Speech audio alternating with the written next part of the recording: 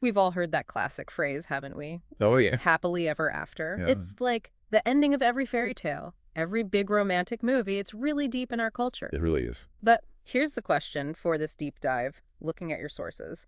Does that whole idea actually work, in real life? Right.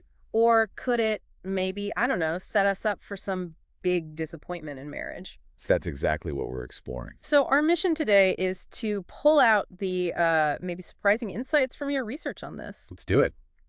Okay, so we grow up with this picture, right? Love just leads to this perfect ending. Yeah, the final scene. No more problems, just like endless joy.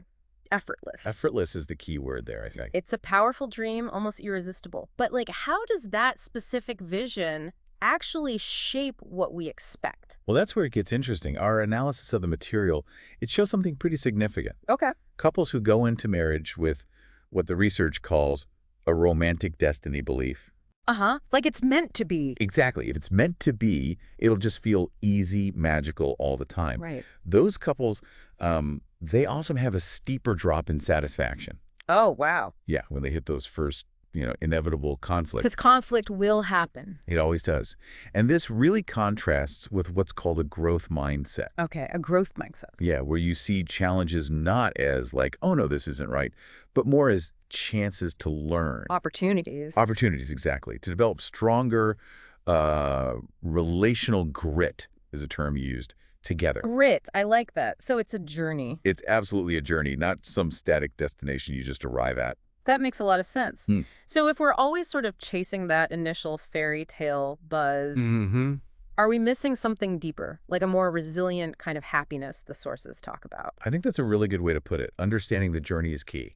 And the research digs into how disappointment often comes right from those expectations, right?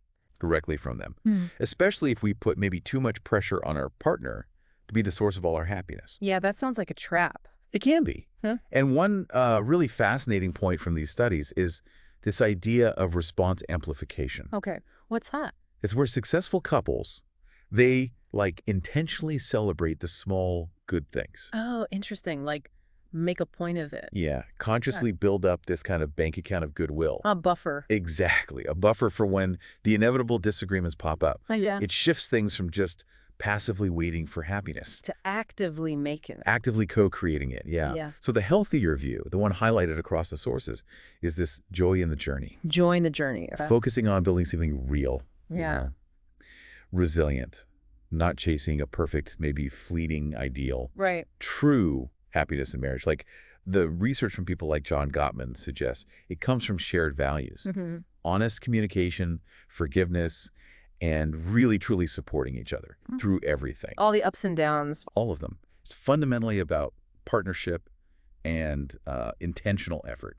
It's not about being perfect. That feels much more achievable and hopeful, actually. Yeah. So speaking of different ways to look at this, what about like older perspectives? Your sources mentioned a biblical one. Ah, yes. That brings up a really important question about sort of the fundamental nature of love and commitment itself. How so?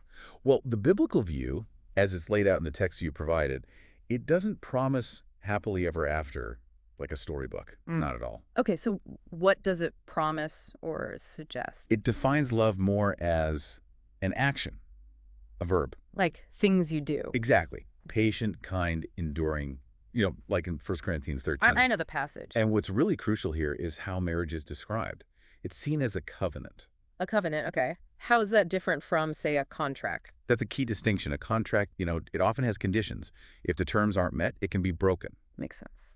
But a covenant, in this view, is presented as this unconditional, lifelong promise. Unconditional. Wow. Yeah.